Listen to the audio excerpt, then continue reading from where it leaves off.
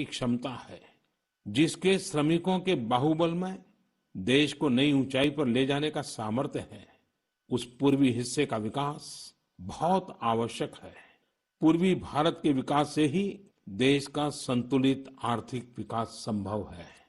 देश ने जब मुझे सेवा का अवसर दिया, तभी से हमने पूर्वी भारत के विकास को प्राथमिकता दी है। मुझे संतोष है कि बीते वर्षों में इस दिशा में बहुत कुछ हुआ है और अब प्रवासी मजदूरों को देखते हुए बहुत कुछ नए कदम उठाना भी आवश्यक हो गया है और हम लगातार उस दिशा में आगे बढ़ रहे हैं।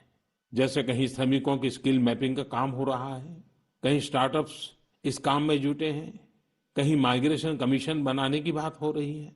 इसके अलावा केंद्र सरकार ने अभी जो फैसले लिए हैं, उससे भी गांवों में रोजगार, स्वरोजगार, लघु उद्योगों से जुड़ी विशाल संभावनाएं खुली हैं।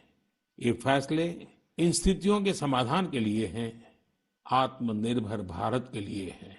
अगर हमारे गांव आत्मनिर्भर होते, हमारे कस्बे, हमारे जिले, हमारे राज्य आत्मनिर्भर होते, तो अनेक समस्याओं ने वो रूप नहीं लिया होता जिस रूप में वो आज हमारे सामने खड़ी है। लेकिन अंधेरे से रोशनी की ओर बढ़ना मानव स्वभाव है। तमाम चुनौतियों के बीच मुझे खुशी है कि आत्मनिर्भर भारत पर आज देश में व्यापक मंथन शुरू हुआ है। लोगों ने अब इसे अपना अभियान बनाना शुरू किया है। इस मिशन का नेतृत्व देशवासी अपने हाथ में ले रहे हैं।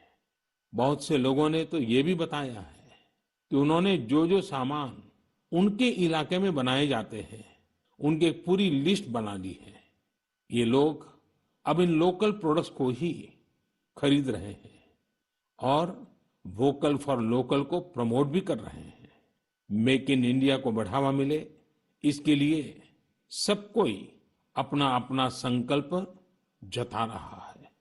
बिहार के हमारे एक साथी श्रीमान हिमांशु ने मुझे नमो ऐप पर लिखा है कि वो एक ऐसा दिन देखना चाहते हैं जब भारत विदेश से आने वाले आयात को कम से कम कर दे, चाहे पेट्रोल, डीजल, ईंधन का आयात हो, इलेक्ट्रॉनिक आइटम्स का आयात हो, यूरिया का आयात हो या फिर खाद्य तेल का आयात हो। मैं उनकी भावनाओं को समझता हूं।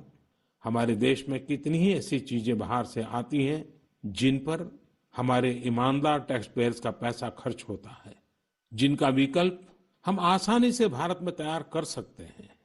असम के सुदीप ने मुझे लिखा है कि वो महिलाओं के बनाए हुए लोकल बैम्बू प्रोडक्ट्स का व्यापार करते हैं और उन्होंने तय किया है कि आने वाले 2 वर्ष में वे अपने बैम्बू प्रोडक्ट को एक ग्लोबल ब्रांड बनाएंगे।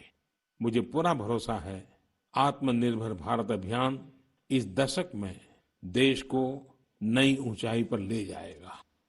मेरे प्यारे देशवासियों, कोरोना संकट के इस दौर में मेरी विश्व के अनेक नेताओं से बातचीत हुई है, लेकिन मैं एक सीक्रेट जरूर आज बताना चाहूंगा।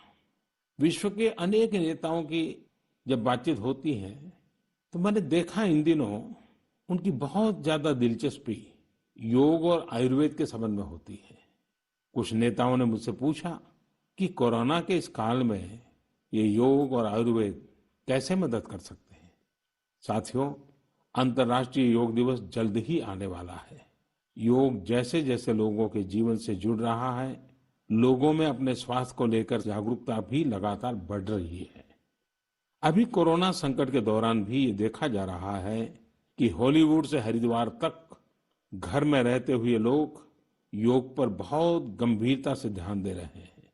हर जगह लोगों ने योग और उसके साथ साथ आयुर्वेद के बारे में और ज्यादा जानना चाहा है, उसे अपनाना चाहा है। कितने ही लोग जिन्होंने कभी योग नहीं किया, वे भी या तो ऑनलाइन योग क्लास से जुड़ गए हैं या फिर ऑनलाइन वीडियो के माध्यम से भी योग सीख रहे हैं। सही में योग कम्युनिटी, इम्यूनिटी और यूनिटी सबके लिए अच्छा है। साथियों, कोरोना संकट के इस समय में योग आज इसलिए भी ज्यादा अहम है क्योंकि ये वायरस हमारे रेस्पिरेटरी सिस्टम को सबसे अधिक प्रभावित करता है। योग में तो रेस्पिरेटरी सिस्टम को मजबूत करने वाले कई तरह के प्राणायाम है जिनका असर हम लंबे समय से देखते आ रहे हैं। ये टाइम टेस्टेड टेक्निक्स हैं जिसका अपना अलग